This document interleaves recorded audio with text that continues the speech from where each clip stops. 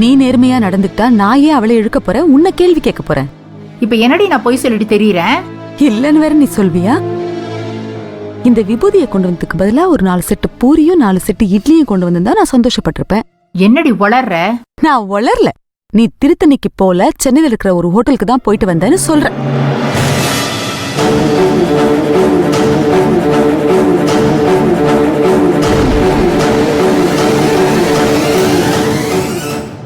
என்னம்மா வாயடிச்சு போயிட்ட?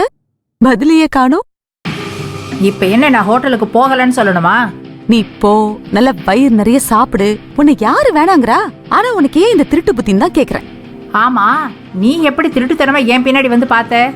நீ உண்மையை சொல்லிட்டு போயிருந்தேன்னா நான் இதுக்கு திருட்டுத்தனமா உன் பின்னாடி வரப்போறேன். சரி, இப்ப என்ன உலகமாக ரகசியத்தை கண்டுபிடிச்சிட்ட? அப்படி ஒண்ணும் இல்லைன்னு சொல்லிட்டு போக வேண்டியதானே? ஏய், நீ என்ன ரொம்ப ஓவரா கேள்வி கேட்டுட்டு இருக்க? நீ அம்மாவா இல்ல நான் அம்மாவா? நீ பொறுப்பான அம்மாவா நடந்துக்கிட்டா நான் ஏமா உன்னை நிக்க வச்சு கேள்வி கேட்க போறேன்?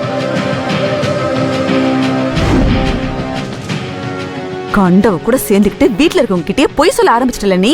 இத பாருங்க நாயகி, சும்மா சும்மா அதையே சொல்லிட்டு இருக்காத. நாங்க 2 பேரும் திருத்தணிக்கு தான் போனோம். போற வழியில அவங்க அப்பா ஊர்ல இருந்து வரேன்னு சொன்னாரு. சரி, அவரை பாக்கிறதுக்காக போனோம். அப்படியே அவரை பார்த்துட்டு திருத்தணிக்கு போய் சாமி கும்பிட்டுட்டு வந்தோம். இதுல என்னடி தப்பு இருக்கு?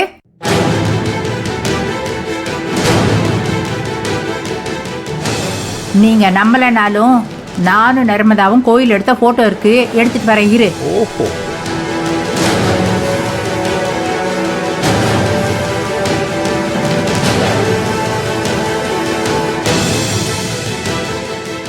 போட்டோவா?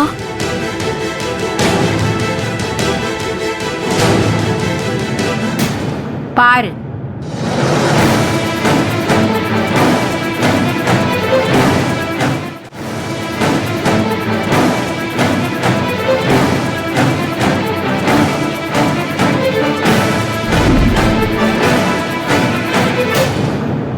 போதுமா?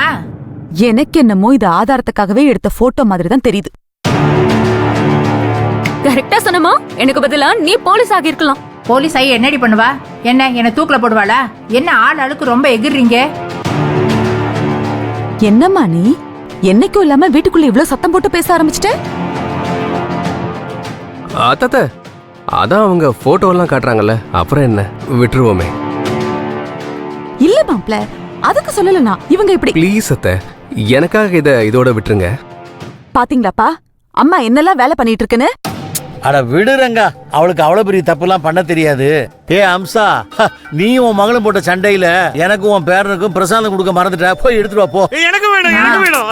என்னப்பா பழகிருச்சு. இங்க பாருங்க, வாங்க. அதெல்லாம் நல்லா இருக்குல்ல?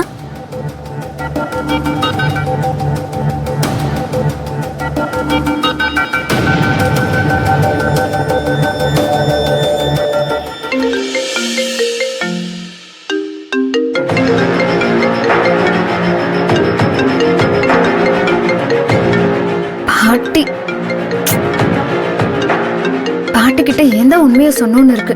கொஞ்சம் கூட செல்ஃப் கண்ட்ரோல் இல்ல. அப்படியே போச்சுன்னா மாட்ட போறோம். என்னாக போதோ தெரியலையே. பாட்டி. நர்மதா, நீ சொன்ன மாதிரி ஆயிடுச்சுமா. என்னாச்சு பாட்டி? என்னாச்சுன்னா, வீட்டுல ரங்கநாயகி என்ன துருவி கேள்வி கேட்க ஆரம்பிச்சுட்டா. எனக்கு என்ன பண்றதுன்னே தெரியல. கடைசியில நான் ஒத்துக்கிட்டேன். என்னாச்சு? என்ன பாட்டி சொல்றீங்க? எல்லாம் உண்மையா சொல்லிட்டீங்களா?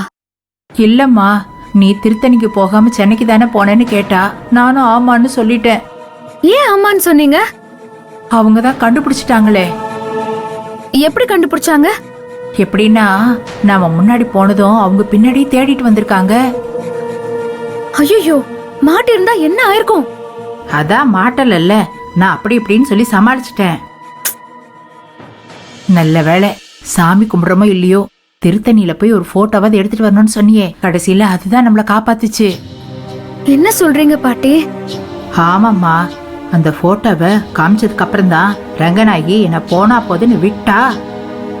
பாட்டி, இனிமே நம்ம ரொம்ப ஜாக்கிரதையா இருக்கணும். அப்படி இல்லைன்னா இந்த கல்யாணம் நிக்கிறதுக்கு நீங்களே காரணமாயிடுவீங்க. பரவாயில்லையா? ஐயோ, அதெல்லாம் வேண்டாமா. என் பேரனுக்கும் பேத்திக்கும் கல்யாணம் நல்லபடியா நடக்கணும். அதான் என்னோட ஆசை. அந்த கடவுள் ஆசீர்வாதத்தோட இந்த கல்யாணம் நல்லபடியா நடந்து முடியணும். நீங்க இப்படி அவசரப்பட்டு ஏதாவது பண்ணீங்கன்னா எதுவும் நடக்காது. பிரச்சனை தான் வரும். இல்லம்மா, இனிமே நான் ரொம்ப கவனமா இருக்கேன். சரி, முதல்ல இப்படி அடிக்கடி ஃபோன் பண்ணாதீங்க. ஆ, எதையும் தெரிஞ்ச மாதிரி காமிச்சுக்காதீங்க. அமைதியா இருந்தீங்கன்னாவே எல்லாம் நல்லபடியா நடக்கும். சரிம்மா சரி, எனக்கு நல்லது நடந்தா போதும். நான் போன் வச்சுட்டா? சரி. ஆ.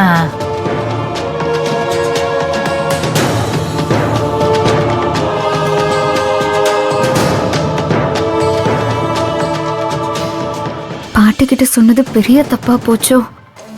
நம்மள சென்னை வரைக்கும் ஃபாலோ பண்ணி வந்திருக்காங்களே. ஆண்டி சென்னை வரைக்கும் ஃபாலோ பண்ணிட்டு வந்திருக்காங்கன்னா கண்டிப்பா இதுக்கு பின்னால் அருண் தான் இருப்பான். கல்யாணம் வேற நெருங்கிட்டு இருக்கு, டைம் இல்ல. அருண் தாலி செய்ய கொடுத்தாச்சு, ரோகிணி கழுத்துல கட்டுறது மட்டும்தான் மிச்சம்னு சொல்றான். இதுக்கப்புறம் அதிரடியா களத்துல இறங்கினாதான் இந்த கல்யாணத்தை தடுத்து நிறுத்த முடியும். இறங்குறேன், இந்த கல்யாணத்தை தடுத்து நிறுத்துவேன்.